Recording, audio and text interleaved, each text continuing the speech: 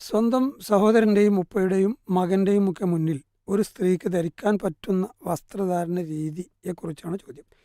ഇറുകിയ വസ്ത്രങ്ങൾ ധരിക്കുന്നത് ഇസ്ലാമിൽ തെറ്റുണ്ടോ? മാറിൽ ഷാൾ കൊണ്ട് മറക്കണമെന്നുണ്ടോ എന്നൊക്കെയാണ് ചോദ്യകർത്താവിൻ്റെ സംശയം. മെഹറമായ ആളുകളുമുണ്ട്, അന്യരായ ആളുകളുമുണ്ട്. മെഹറമായ ആൾ എന്ന് പറയുമ്പോൾ വിവാഹബന്ധം നിഷിദ്ധമായ ആളുകളാണ്. ഒരു സ്ത്രീയെ സംബന്ധിച്ചിടത്തോളം അവരുടെ പിതാവ്, മകൻ, സഹോദരൻ, പിതൃസഹോദരങ്ങൾ, മാതൃസഹോദരങ്ങൾ എന്നിങ്ങനെ പോകുന്നു അവരുടെ മെഹറമായ ആളുകൾ.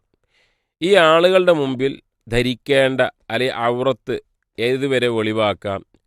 അന്യരായ ആളുകളുടെ മുമ്പിൽ ഒരിക്കലും ഒരു സ്ത്രീക്ക് ഔറത്ത് ഒളിവാക്കാൻ പാടില്ല.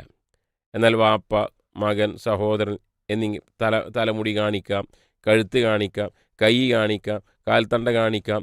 ഇതൊക്കെ അവർക്ക് കാണിക്കാവുന്നതാണ്. കാണിക്കാമെന്ന് പറഞ്ഞാൽ അനുവാദമുള്ളതാണ്.